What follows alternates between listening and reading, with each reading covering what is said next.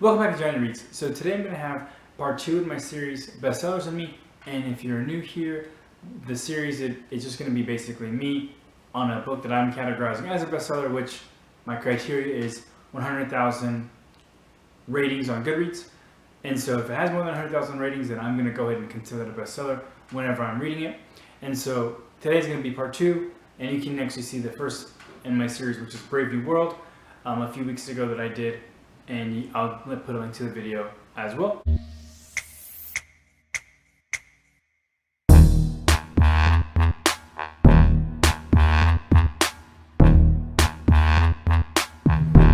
But just going into the book that we're going to be talking about today. So the book is going to be The Old Man and the Sea by Ernest Hemingway, obviously. A little bit before even going into the book. So my only exposure before this to Hemingway was The Sun Also Rises, which I read a few years ago. And I absolutely hated it. As in, like, just thinking about it, that's going to be probably top 5 when it comes to the worst books that I've ever read. And I'm not exaggerating, I'm not just saying that to sound kind of funny. It's like I just absolutely hated the book. I didn't like any part of it at all. So, but I decided to go ahead and give Hemingway another try because, again, it's Hemingway, so, can't just have one bad experience and then kind of just stop, even though that's what I did for a few years.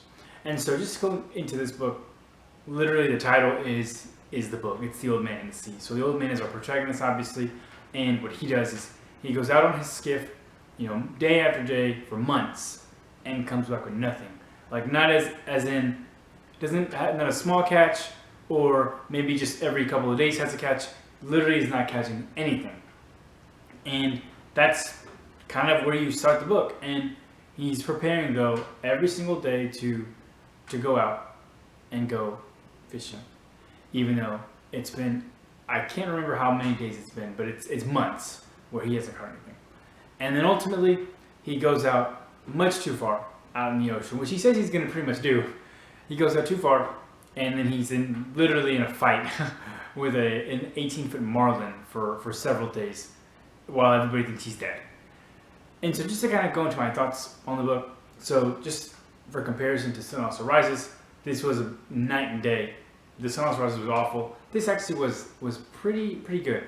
And my thing is, with it being a novella, it's only about 120, 130 pages, something like that. It's a very, very quick read, but to me, it didn't really work against it. Like, you can have stories where they're really, really short, and you're like, dang, I didn't really get it, what I wanted out of that story. Or they weren't able to pull me in because it's just so short. Like you start it and then it's like, bam, you're finished. Didn't have any of those problems with this one.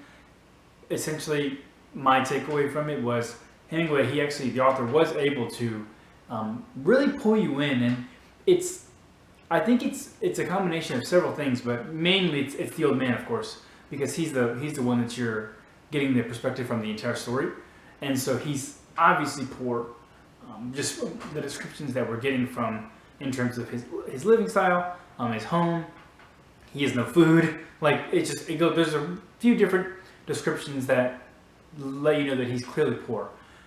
But to me, it really pulls you in because by the end of those 120, 130 pages, whatever it is, you're really, and I felt myself really pulling for him to get this marlin and to pull it in and to be able to get back to shore so that he could tell these other fishermen about this just extravagant almost type of fight that he had with this fish.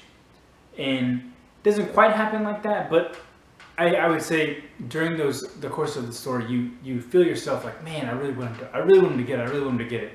I really want him to be able to bring it in. And so that's like the main thing that I think my takeaway has been. But also, I think it's important to note that reading this during 2020 and the pandemic that's still ongoing, although today should be the first time, based on what I'm reading, that we're going to have vaccinations for COVID-19 for the people who are going to be in that very first tier.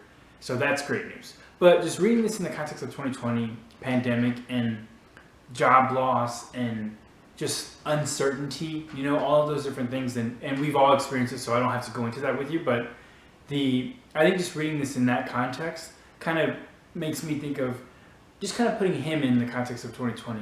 And I think there's a lot of people, whether yourself myself or even people that we don't know.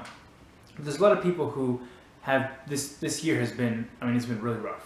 And that's saying it, obviously, that's an understatement. It's whether they lost jobs, whether they lost loved ones, whether they lost a job and they still haven't been able to get it back, months into this thing. So to me, when I read that he's going out day after day, month after month, and he's not coming back with anything, and he's still preparing every single day to go out and do it again, like, it just kind of makes me think of, like, he would fit in with the best of us today. And not only because people have been knocked down and they're still going, but I think it's really easy to kind of just say, you know what, I can't do it, and to kind of give up. But he doesn't. And I hate saying it would be easy, because that's probably the wrong way of saying it. But I just think there's going to be people who, the despair and the uncertainty and everything that comes with 2020, it's just too much. But for this old man, even though he was, I mean, you can't really get lower than he was still every single day preparing as if he just had to go to work. That's all I really have for you today. As I mentioned, it's a novella. It's pretty short. It's a very quick read. But I think in the context of 2020, it's actually it's a timely read, even though it was written decades ago. Have you read it? What's your experience with Hemingway? What did you think of it? Anything you can tell me, I'm all ears. Let me know. And then also, I always mention, so when I rated this on Goodreads, I actually rated it a 4 stars. So pretty solid read. Gotta be pretty good to get that high from me. But let me know what you thought, and I will see you next time.